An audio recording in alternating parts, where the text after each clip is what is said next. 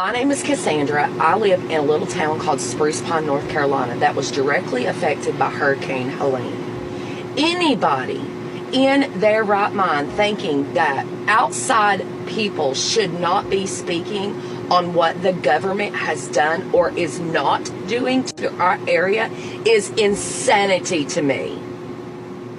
As someone who is here at Ground Zero in Mitchell County, North Carolina, it is going to take you as the creators on this app to speak up to get us help here. Because I will tell you, our government is not doing a damn thing for us. Oh, I hope not. Oh, we're gonna go up in the app if we have to, guys. We were not warned. Whoa!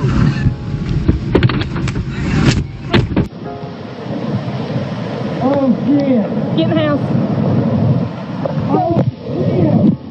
Go!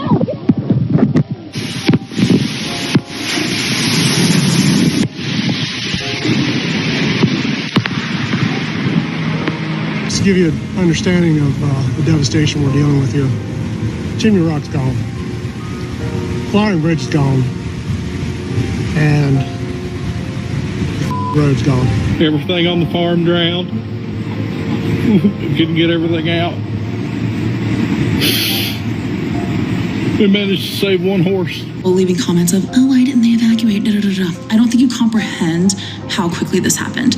And these areas have never flooded like this before. I don't think I've ever seen, never seen downtown Boone flood like this. Look at that. We have one way in and one way out. How are we supposed to flee if and when that bridge goes? It took our bridge. It took our driveway. The amount of bridges that are out, the amount of landlocked, stranded people is unbelievable. Guys with me that have done it 30 years, and they've never seen anything like this. It's been an incredibly apocalyptic weekend for all of us here. The news is not even coming close to catching the true devastation.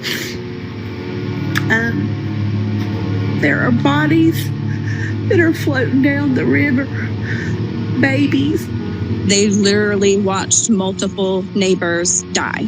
One was hit by a tree, others were washed away. Literally, the house was floating away with people in it. They are in shock. They are traumatized. It's not enough. What is being done is not enough. There's still plenty of people completely unaccounted for. Keep these locals in your prayers.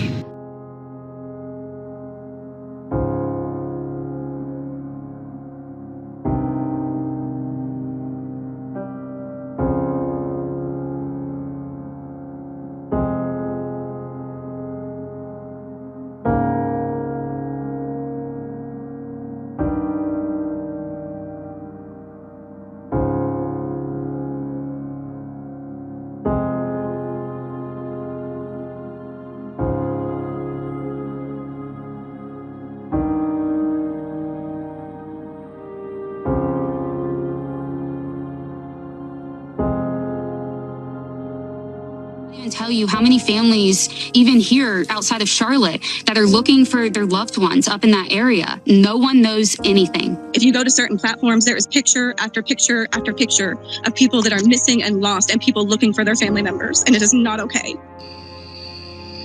They're saying just a couple hundred people on the news and social media.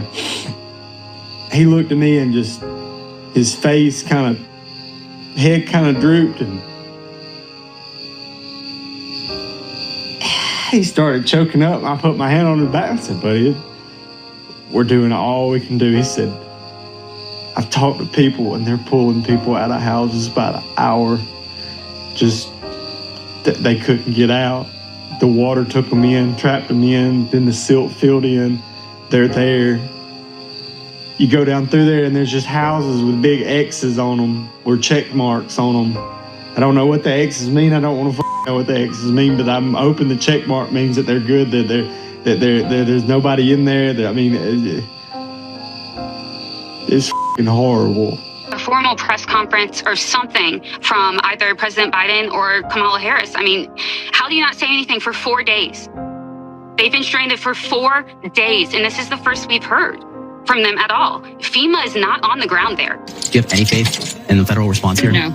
All of the relief efforts that have been going on have been by civilians, civilian airplanes, civilian helicopters, civilian rescue vehicles, civilian tractors and dozers, and any kind of rescue and relief has all been done by civilians. TEMA, I'm guessing that's FEMA for Tennessee. I'm not exactly sure. I think it's supposed to be the disaster relief people, but they were like, do not donate your time. We don't want you to donate time unless we ask for you. And we don't want you to donate stuff to other people. You need to just donate money and stuff to us and get your instructions from us and listen to us. What? And was telling people to just give cash donations, which a lot of people are saying, if you know what that's about, they put it into a fund. It doesn't necessarily go where you think it's supposed to. So donate to our local churches because they will make sure that the people that are need it will get it. And people were saying this woman was making it up and it didn't sound true. But then I found the post from TEMA. They did say that. It's right there. Up to 2 different locations. We had some sheriffs. We had some other fire departments. They're all leading us to the command post, which is FEMA. They're not going to allow us to do anything. The people are trying to help the people and they're being turned away. We got Governor DeSantis of Florida, whose state got hit, sending extra stuff from Florida. Florida, we have it handled. We got approved for the individual assistance things we've wanted. We have what we need. I think most of the effort should be in Western North Carolina right now. And people are saying the governor of Florida is doing more for them in Tennessee than their own governor is. Actually, the American people are the ones who are leading the efforts. And so you can see now that there's a tremendous amount of people that's just stepped up. I've heard from others who said that they haven't heard or seen FEMA. When I tell y'all I'm super frustrated at the moment is not a lie. For the past 48 hours, I had planned to go to East Tennessee, Irwin, Newport, and all that tomorrow. And then I get a phone call and an email where we're being told to stand down. I've had emails where I've had a woman named Laura ask for help. Her brother got swept away. They have a video of him being swept away, and she's just asking for help to get him. And yet we're being told to stand down. Heard from these 2 people about how he went to take generators and supplies there and he was turned down. The water, food, stuff like that, turned down. Why? You have people that really need things. And I get it. It's such a disarray. I understand this was all so fast. But at the end of the day, man, putting a halt to everything while there's people's lives at stake that are sitting out there somewhere that don't have anything, that may be trapped, may be hurt, and you're asking people to stand down that have the capabilities to help somebody, it doesn't make sense to me. We're trying to figure out why we can't get there. The only way there is through air. Roads are destroyed. There's landslides, mudslides everywhere. Safest way and the only way we can get there is by flight. Not that many helicopters. I think right now we have 10, but you got to think how many people are missing. And there's certain things I can and cannot say just because. But take that into account. There's a lot of people missing, and it's day, I think, 4 or 5. I have sleep deprivation. I can't think. But it's been a couple of days. People were without food and without water. I think you can only go 2 days without water, and that is if you were healthy. I want to share with y'all some things you may not know about what's happening in the North Carolina mountains in the aftermath of Helene. Here's number 1. If you have friends or family that are headed into the mountains or who live there, the looting has picked up major steam. I was advised yesterday by a county sheriff to make sure that anybody out and about is carrying, and in his words, carrying with the safety off. There are very aggressive people out there, and I'm just going to go ahead and say this. It's not because they're necessarily awful. They're desperate. Desperate people do desperate things, y'all. And why are they desperate? Because there's no water in some of these communities. We have neighbors in North Carolina with no water. And all I can say is this: the government ain't coming to save you, not now, not ever, because they don't care about you, the people, anymore. It is the citizens who are going to have to step it up. Now, I got to tell y'all, I was floored yesterday by how my community, which is a little over an hour away from the affected areas, showed up at donation sites with water and diapers and formula and some liquid IV. I mean, y'all brought all kind of things, bleach, vinegar. You are ready to help, and we're going to take more donations today, and we're so grateful for everything because I'm going to get it into the hands of actual volunteers. And I was asking people, why are you bringing it to me? Some of y'all don't even know me. And they said, well, we don't trust the relief organizations anymore. Y'all, we have lost our organizations to grifters. We have lost our organizations to liars. And so we have to rely on each other because that's how this country was built. This country was built patriot by patriot. And I can tell you this, as a realtor, I know my realtors in the mountains, and I have talked to them, and they know the neighbors too.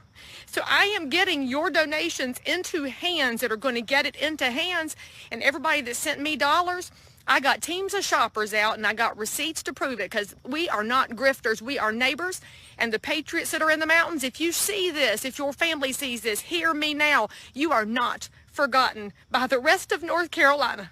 And if you are not in North Carolina, then there are ways that you can give. But can I just remind y'all of something?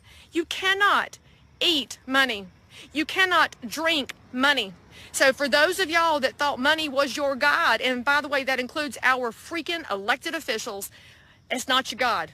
Told my girlfriend this morning while we were talking about this during our run, I said, tell your children, 'cause she's got grown children, this is why you keep a stash of water on hand. This is why you keep a stash of food on hand. But for those of y'all that are not in affected areas, if you can take your donated items and send it to the mountains, then send it with a friend. Make sure you're sending truckloads so that we don't overload the roads, because our first responders are overwhelmed. By the way, thank you, Governor DeSantis, for doing more for North Carolina than North Carolina's governor has. I'm very grateful for your National Guard, because we have to help each other, y'all. And I'm going to tell you something. If you will share this with somebody who doesn't know what's happening in North Carolina, they need to know. They need to know that there are entire towns gone. Chimney Rock is gone, a beautiful town. Swannanoa, gone. Montreat, gone. Other towns damaged beyond repair. That means our geography has changed, our culture is at risk, but most importantly, our people, our generational people have lost their generational homes. This ain't about your granite countertops anymore. Listen, y'all, listen. Tell somebody how they can help. I am but one resource. There are people I know all over North and South Carolina that have been gathering up goods and trucks. Somebody as far away as Massachusetts putting a truck together. Let me know. I can connect you to where to take things. The Baptists are doing a great job out of Boone. Samaritan's Purse is on the ground. I trust those two organizations. I wish I had trust for more, because I don't trust this government, but I trust the people of North Carolina. Y'all, the biggest thing you can do, pray. Pray right now. Pray fervently that people will turn their hearts back to God, and pray for a hedge of protection around all those who have seen things they should never have to see. I'll tell you one more story before I hang up this video. I had a lady come to my donation site yesterday, and her grandson is 10 years old, living in the mountains with his mother, who works in a VA hospital. They're getting the kid out today to get him home, because they can finally get him out. And they're worried because he has seen things he should never have to see. When you have children that are seeing bodies on the ground and towns gone, we're going to have to answer for that one day, y'all. Please pray. Please do something. And for those of y'all that have already done something, I can't thank you enough. I think y'all understand how bad it is in the southeast right now. We have towns that don't exist anymore. Chimney Rock is gone. The city of Asheville is cut off from the world. This is not an exaggeration. All the bridges leading into the city have been washed away. They have no food, no power, no water, no internet, no cell service. They don't even have radio. It's a complete dead zone. No one knows what's going on in there. I don't think I'm being dramatic when I say that this is a Hurricane Katrina level event. There was a woman in my town who called for an ambulance, and the ambulance got stranded, and they were stranded for 24 hours, and to my knowledge, the patient didn't make it. People are dying. They're still dying.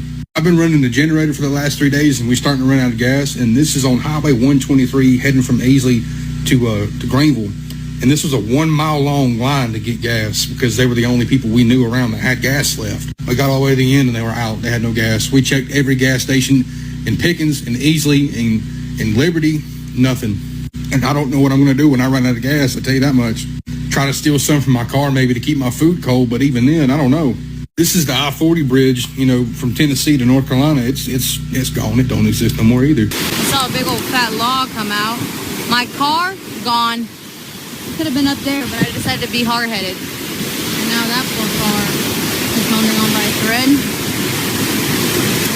I called the emergency. They said they're going to be on their way, but I don't know how many people are probably already calling them. I probably should have left. I should have listened to everybody. But did I? No, because I'm hard-headed, so. Here's your update from Western North Carolina and our Helene help operations. First of all, some really dumb rules have been implemented, y'all. One of our big shelters and distribution centers, the health department told the refugees those that are stranded who've lost everything, that they could not use the shelter showers without flip-flops. Dumbest thing I have ever heard. These people have lost everything, and you won't let them take a hot shower without flip-flops? Oh! Well, when I got that call, thank you, friends, and thank you to Larry in Concord who hooked us up at the nail supply place, because we sent 18,000 pairs of flip-flops up to the shelter this morning, where one of my girlfriends took a trailer up so people can take a shower. Those are the kind of rules that don't help in a time of absolute survival disaster. That's number one. Number two is, if you're reading about FEMA online and wondering if they're really a pain in the tail, I can confirm it is true. I tried to send in a pallet of chainsaws 2 days ago, and we had to divert it somewhere away from FEMA because they wanted to confiscate. FEMA, those ain't your chainsaws. Our mountain people are much better with them than y'all are, although I'm sure there's some very fine people that work for FEMA. I'm talking about the organization. But those saws need to be in the hands of the guys on ATVs down in the holler and up on these trees where there are blocked roads where we can get access to our neighbors who are still stranded. This is not a one-time little 5-minute storm. There are people that we have not gotten to yet, and we want to get to them. That's why those chainsaws are up there. So fine, we're going to go around you, FEMA, and don't try to get in the way of North Carolina mountain people when we are trying to take care of each other. The biggest thing you have to know here is that neighbors are looking after neighbors, and when FEMA's in the way, don't think you're going to stop us, because that's basically like a Satan roadblock, and God will find a way, because God always wins. The other thing I want y'all to know is that we do have support from all over the country. We've got NYPD, fire departments, we've got linemen and emergency personnel, and we in North Carolina are very grateful that you have chosen to come help us. So thank you to them, but boo to the government agencies that want to get in the way. And by the way, got to add one more thing. The announcement today that this little tiny piddling amount of money is going to go to people impacted by this storm. Are you kidding me? I told y'all before, you cannot eat money or drink money. Why are we not seeing massive supply drops come in? And I mean massive. The government is run by my taxpayer dollars and your taxpayer dollars. They are a net consumer, not a producer. So whatever they're throwing out there comes from me. As a taxpaying citizen, DC, quit trying to buy us off, because you can't buy us for $750 anyway. How about you send in the water we need, send in some ATVs, send in some more chainsaws and fuel, and let us take care of our people and get out of the way, because Western North Carolina is going to pull through this, whether you get in our way or not. What do the states in the storm zone need, Mr. President? Okay. What do the states in the storm zone, what do they need after what you saw today? Oh, in the storm zone? Yes, sir. I'm wondering what storm you're talking about. They're getting everything they need, and they're very happy across the board. We are expecting another hurricane hitting. We do not have the funds. FEMA does not have the funds to make it through the season. Coordinate our communications to the maximum effect for the community that has been impacted.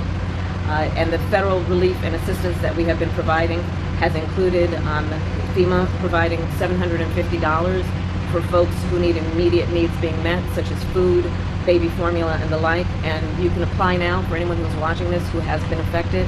There are FEMA personnel who are going door to door to interact personally with folks. There's no government here. There's no FEMA.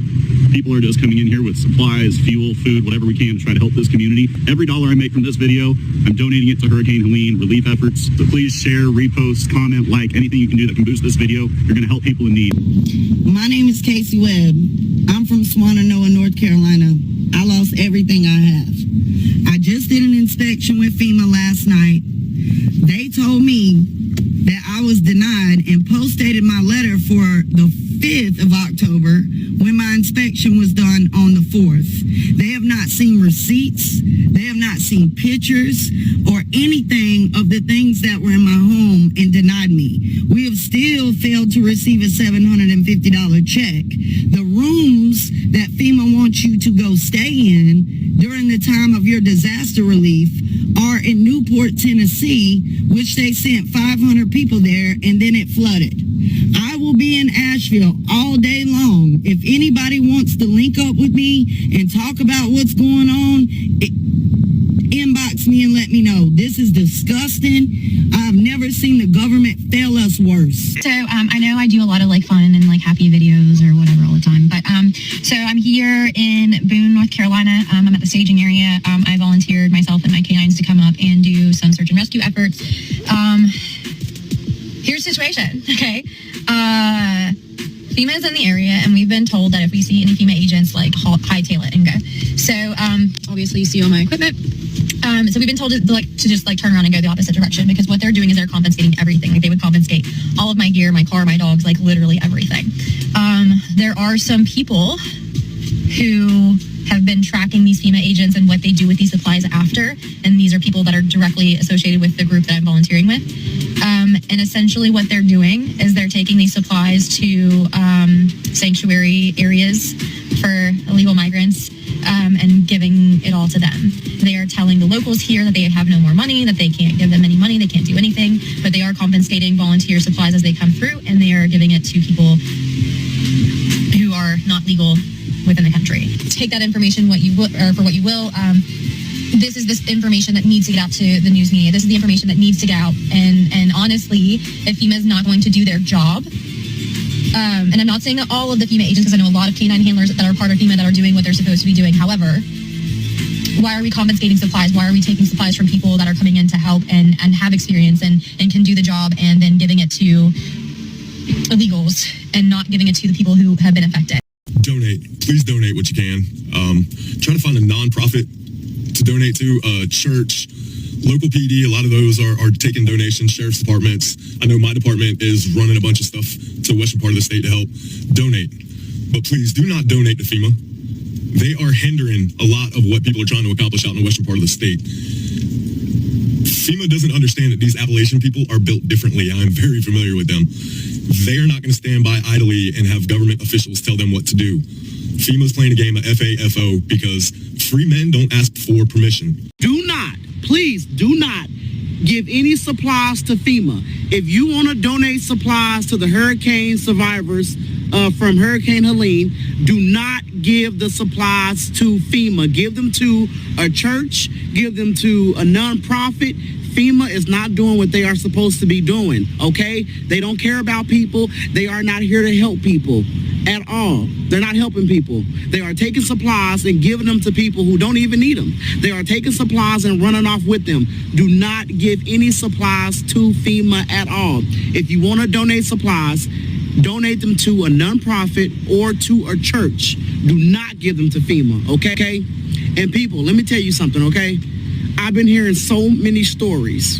FEMA has been knocking on doors, not offering help, just there to ask, hey, what's going on? That's it. Not offering help or anything. Get here. We need you. We need people experiencing hiking. There's only a few ways to these people. It is to foot, horseback, or helicopter.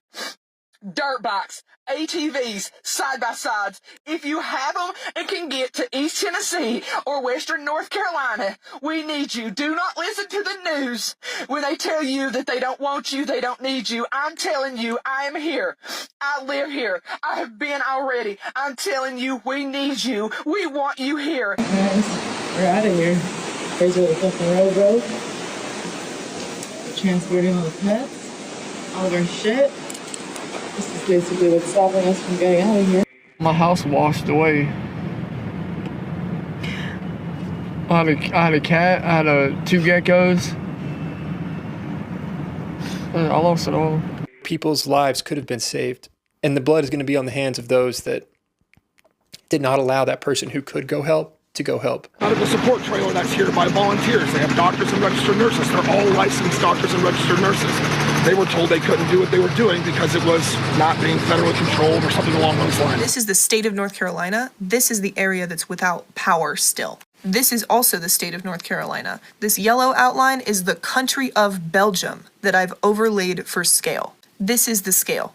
230,000 customers without power means households. Based on U.S. Census data, the average household size here is about 3, which means we're talking about 600,000 to 700,000 people who have not had power for a week. That is an emergency by itself. If you don't have power for a week, than if you had food stored in the freezer. No, you don't. If you had breast milk, insulin stored in the fridge, no, you don't. You don't get to run your CPAP machine. 750,000 people without power for a week should make headline news by itself. But power outages are unfortunately one of the mildest of problems. Water is also out. Cell coverage is out. If you're seeing people posting from this area, there's a good likelihood they're having to drive miles to do that. And that is if they have a car that wasn't destroyed, if they can get gas somehow, and if they have roads they can drive miles on. These are the road closures.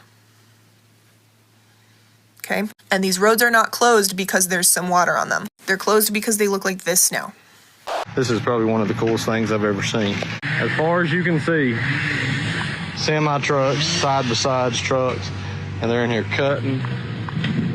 And they don't know these people from Adam. And we got trees over here, people over here, getting ready to go up here to this barn, this house. So we're just here to help these people here. We don't have an organization or anything, but they're just here. Thing I've ever done in my life. Grovestone Mountain in Asheville is now unpassable. You got 4 days of power up there. I gave every single drop. I even pulled back out of my personal tank. It's a 210 gallon tank, and I gave it everything I had. And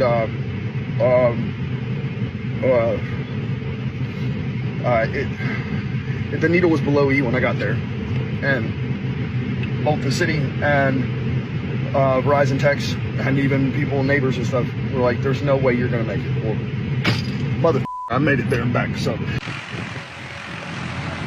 that's my tower. And somebody posted this video of trying to get out when this was happening and what it looked like. And again, I just don't think most people realize this flash flooding happened so quickly. So quickly it went from, a little bit of rain to we can't get down the streets, that there wasn't any way for people to leave. This was a lot of people saying they weren't getting any warning at all. They heard nothing. It was raining a little bit. And then all of a sudden the water has risen and it's done. You're not going anywhere. And the mudslides, you just have to see with your own eyes.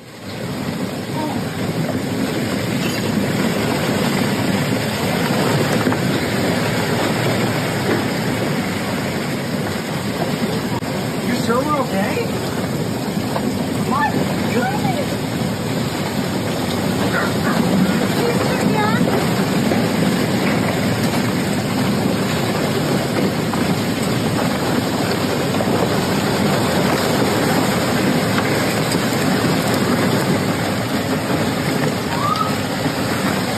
What? The Jeep is gone!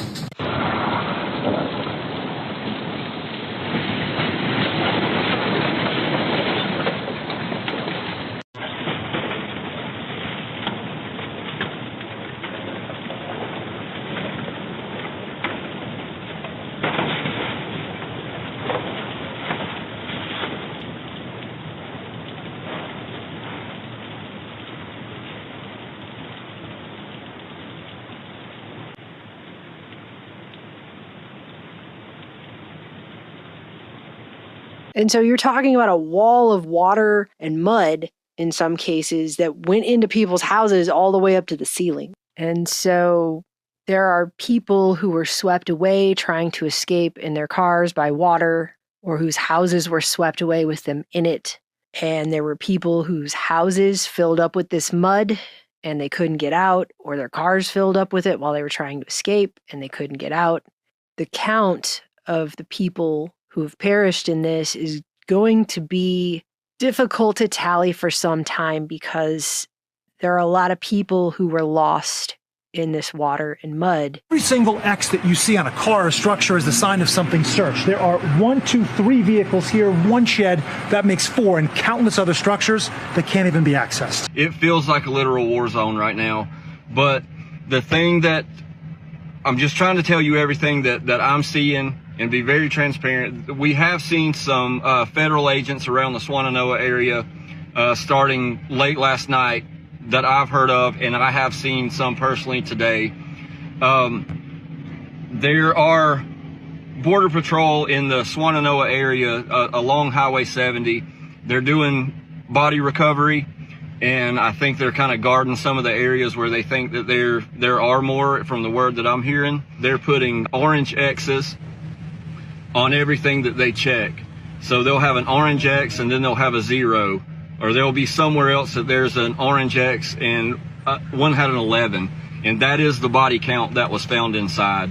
With they being the National Guard, have marked over 100 bodies in a 6-mile stretch of river. Possible bodies, just where they think they are. You can't see them, guys. And I had to explain to him something that had to be explained to me, even as a rescuer. When I watched the National Guard and they confirmed that the smells I had been smelling were most likely bodies, I was like, well, where are they so I can get to them? You can't get to them. They're not.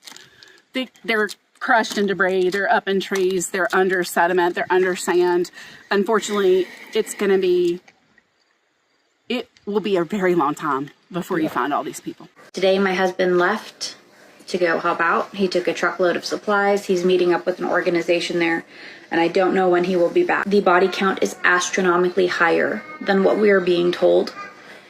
He said that they found 36 bodies in one embankment alone.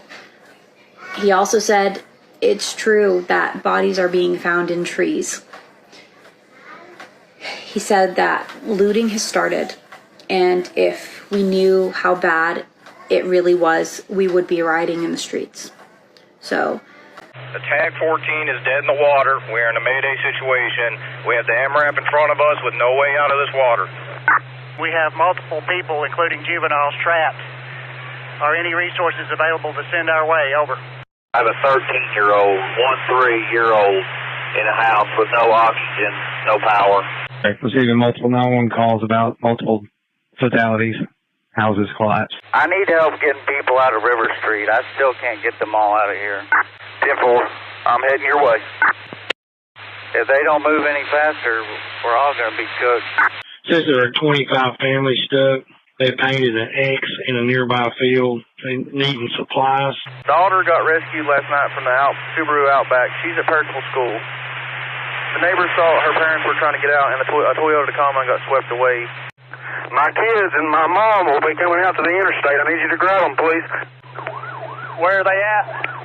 There's a 2,000-pound propane tank coming down the main channel of the river, just past our location. First Central and Fire and Search and Rescue on scene. Confirmed 2 10-7s. Thank you. 1100, you copy? Yes, sir. You can get a hold of my wife. Keep all of those who have been affected in your prayers, and keep all of those who are helping in your prayers.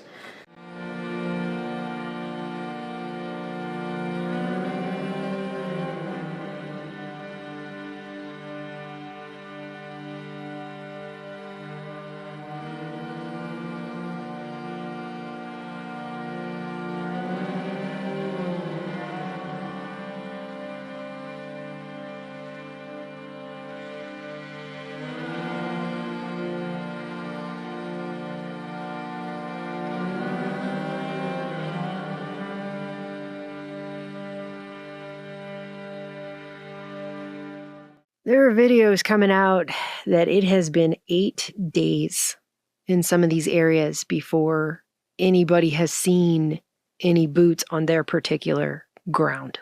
8 days.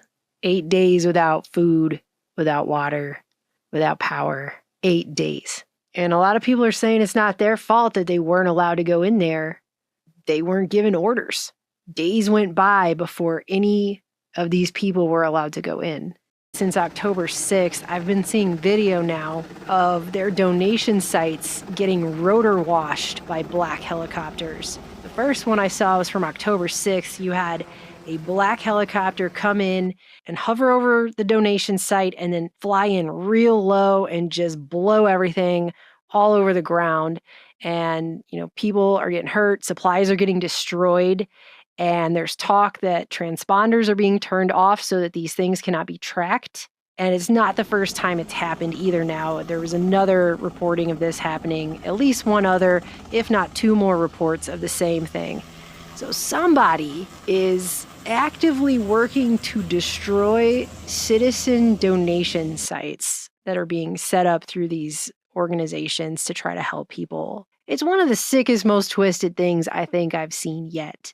Make it make sense. As the Cajun Navy said, they wrote, y'all were trying really hard to stay out of the conspiracy space, but some people aren't making it easy. This actually happened to a distribution site we supplied in Western North Carolina.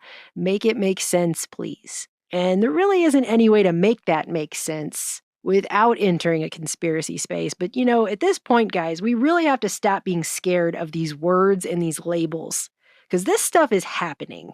And I can't believe I'm even about to say this after everything I've seen, but apparently the Connecticut National Guard is investigating, or at least reporting on, the investigation into the Black Hawk rotor wash incident. And they're saying that the initial investigation indicates the helicopter in this video belongs to the North Carolina National Guard, and that the pilots have now been grounded until a further investigation can be completed. But in the meantime, what the actual Any contractor, any car that comes through here must help the residents. You must give everything. No, you must help the residents, and you've got to do it. I want you both of your names, because seriously, it's going all the way to the governor's office. We're 8 days, 9 days post-hurricane, and that was the first FEMA drop I've seen here in the Swannanoa area. One helo come in, and I was told that was FEMA, and that was it. Today was the first FEMA delivery that I've seen or I've heard of in the entire region. I went to put a couple of people into a hotel last night, and they have a security guard at the hotel, and they said, oh, we're so sorry. The entire hotel has been booked for federal employees. And I was like, no, I have people that would just pull it out of a mountain. Hey, you've seen them turning people away, though? Yeah. They've turned people away for the last 2 days. 2 days, they've turned trucks and trucks and trucks. That's where Jackie had to come back full. We just seen water come back down here where they just turned them around, told them no. Asheville, you know, that whole area, wherever they can land and drop off supplies. And FEMA has flown in like 10 or more helicopters and blocked a runway here at Greenville downtown. Okay, here's the helicopters that are blocking one of the runways here at Greenville downtown. All flown in by FEMA helicopter pilots. And they're just sitting there doing nothing.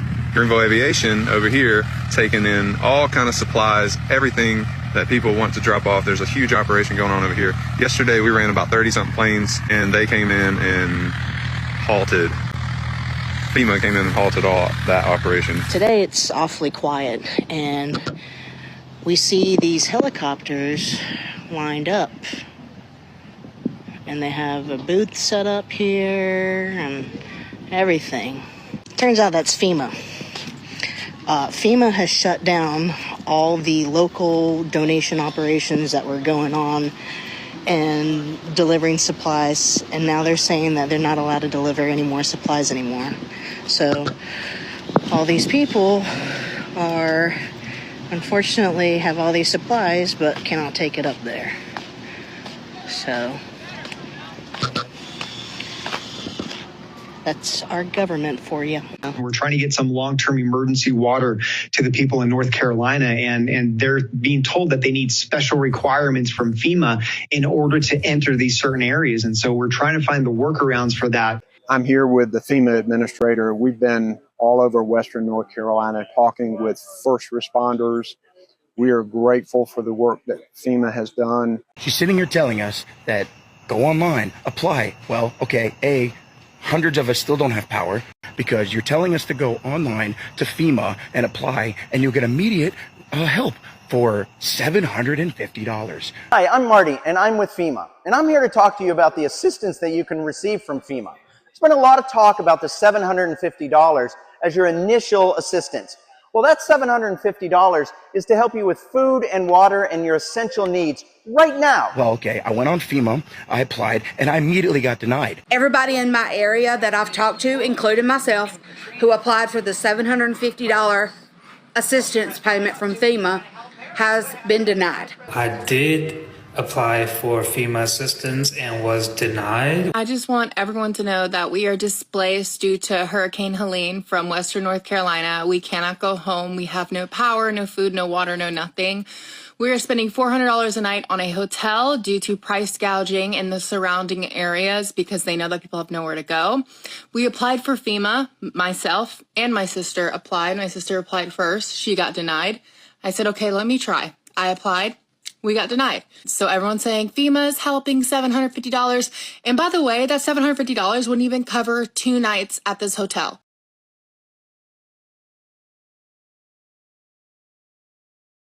So I just want everyone to know that FEMA sucks. FEMA's here. You know what FEMA just told us? We can't get you a phone. I have no ID. I have no way to pay for food. He has no way to get gas. We're stuck.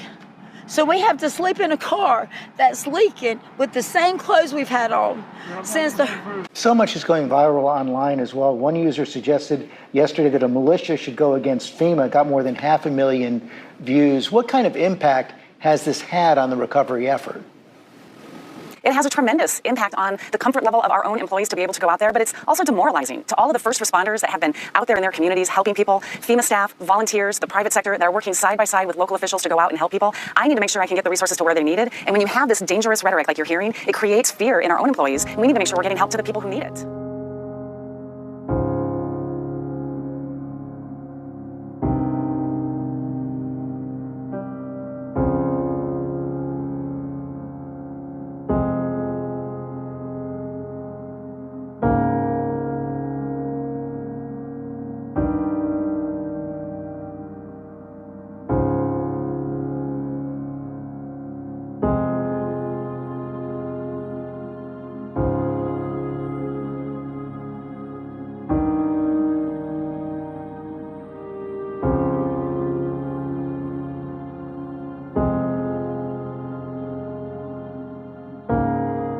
Learning that scientists and researchers are looking at how to change the weather on purpose. That's right. Lasers now could one day manipulate rain and lightning. CBS This Morning contributor Michio Kaku is a physics professor at City College of New York. Professor, nice to see you. Extraordinary seeing Al Gore and Bill Clinton there together with Charlie, wasn't it? That's right, yeah. Yeah, they did not get into this discussion, though.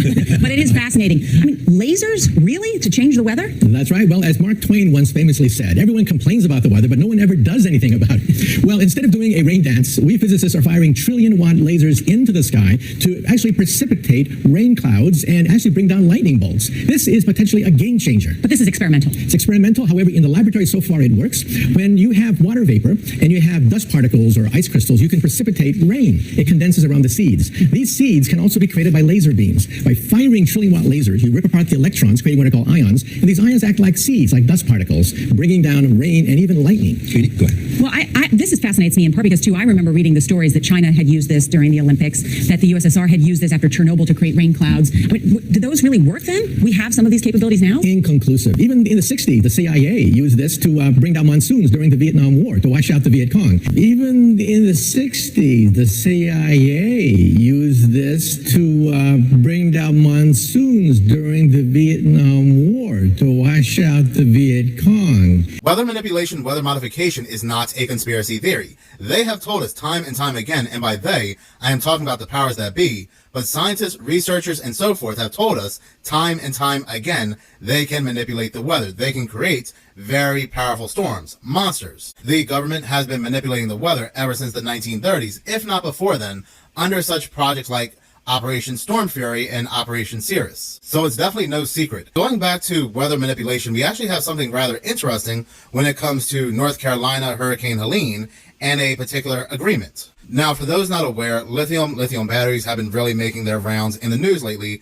Here in the United States, where I'm from, certain items with lithium inside have been catching on fire. Then I believe there was a port that had cases of lithium, which also caught on fire. So, like I said, we have been really hearing a lot about lithium lately. You see, North Carolina has a lot of lithium deposits. Do you see where I'm going at here? There is a corporation that really wants these lithium deposits. That corporation is called Albemarle Corporation. Now, Albemarle is owned by both BlackRock and Vanguard. That shouldn't be very surprising because BlackRock and Vanguard have their hands in everything. The reason why the Albemarle Corporation said they wanted these lithium deposits was to create lithium batteries for EVs, electronic vehicles. And you have to remember, electronic vehicles are very important to the powers that be, the World Economic Forum, the United Nations, and so forth, when it comes to the 2030 agenda. Matter of fact, last month in September, the World Economic Forum and the United Nations met to speed up the 2030 agenda. So these lithium deposits in North Carolina, again, are very, very important to the powers that be and their agenda. Point two, the Albemarle Corporation wanted to restart mining for lithium at a site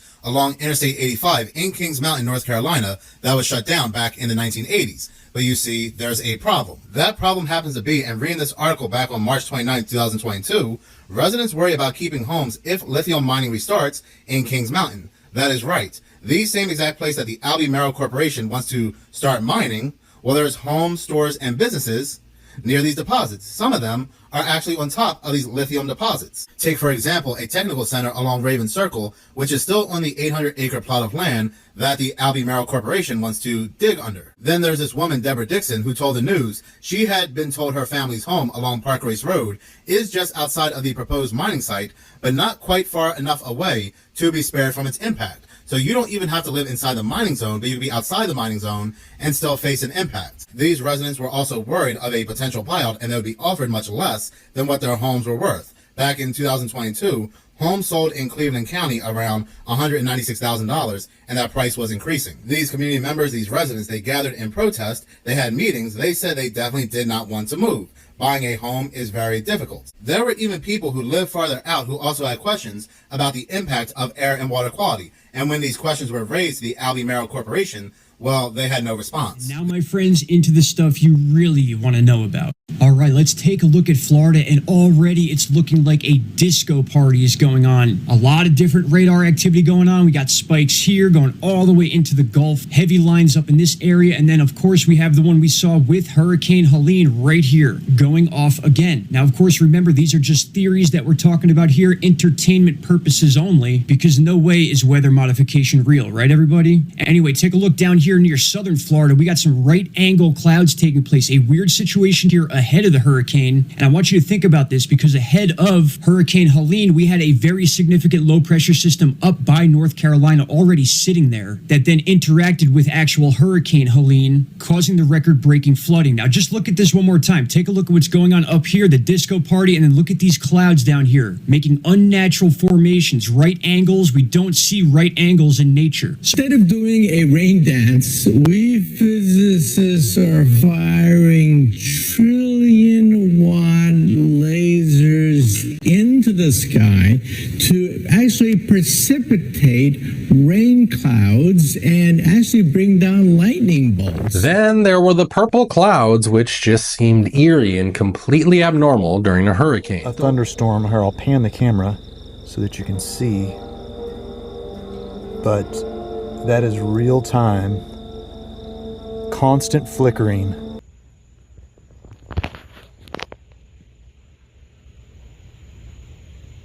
Just doesn't stop. I know. This is crazy. Yeah, it's insane.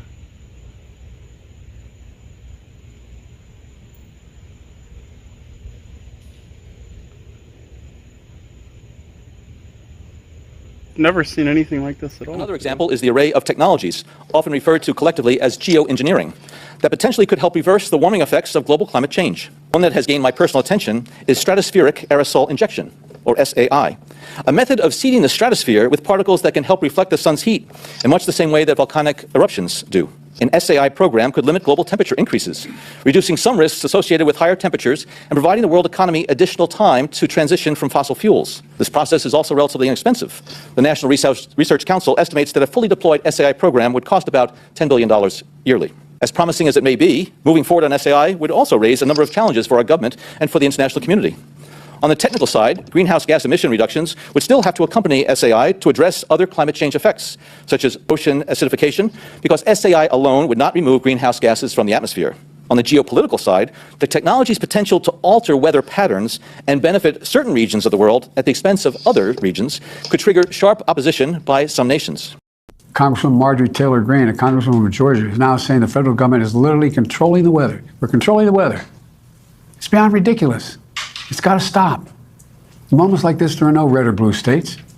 There's one United States of America, where neighbors are helping neighbors. Volunteers and first responders are risking everything, including their own lives, to help their fellow Americans. State, local, and federal officials are standing side by side. Let me repeat, no one should make the American people question whether their governments will make sure that this disaster when it strikes, they'll be there. We will. But now I want to be clear about something. For the last few weeks, there's been a reckless, irresponsible, and relentless promotion of disinformation and outright lies that are disturbing people. It's undermining confidence in the incredible rescue and recovery work that has already been taken and will continue to be taken. And it's harmful to those who need help the most. There is simply no place for this to happen. Former President Trump has led the onslaught of lies. Assertions have been made that property is being confiscated. That's simply not true. They're saying people impacted by these storms will receive $750 in cash and no more. That's simply not true. Literally, what is FEMA? So my daughter, whose house got completely wiped out, she has no flood insurance, meets with a FEMA person, applies for everything she doesn't get the $750 that Kamala says that she's supposed to get, gets approved for $300 for personal items. What is that going to do? That's literally what she got. Her entire first floor is wiped out. We hauled everything off. It's gone. So what is FEMA? And being a mayor, so they didn't even give her the full $750. They didn't even give her $750. Denied the $750. They gave her $300. They gave her $300. That won't even cover what's in the refrigerator. And that's coming from a mayor in North Carolina. Congress allocated roughly $1 billion for migrant assistance. The Shelter and Service Program helps distribute funds to help communities provide services to migrants, such as temporary shelter, food, and urgent medical care. And FEMA says on its website that disaster relief money has not been diverted for other non-disaster related efforts. This is Savannah Hernandez in Brunswick, Maine, reporting to you from the apartments where migrants are getting their rent paid for up to 2 years. Now, I wanted to give you guys a first inside look at these units. The migrants shared with us that they come furnished, so they have a flat screen TV in there, couches, tables, and chairs. We also asked them as well, hey, are you paying utilities here? They shared with us that nope, they do not have a water bill, they do not have an electricity bill. We don't pay anything. Because there is a housing crisis going on currently for residents, and these buildings were initially created for Maine residents, but then it was decided that homeless migrants would be living here. Now, as an American, you can rent out one of these units, but a 1-bedroom is going to run you about $1,800, and a 2-bedroom is going to run you about $2,300. This is the same county that has received FEMA funding from that same program that spent almost $1 billion through the fiscal year of 2023 and 2024 on sheltering illegal immigrants throughout the United States of America.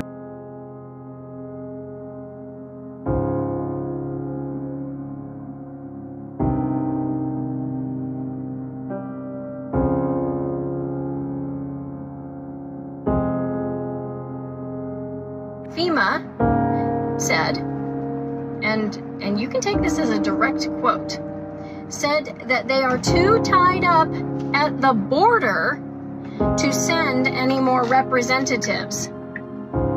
Yeah, at the border. So anyhow, I guess border control trumps whatever's going on here. That program, Shelter and Services, has been jointly operated in the Biden administration by FEMA and the Customs and Border Patrol. And cameras showed waves of those immigrants who were being directly ushered into the country by Customs and Border Protection officers.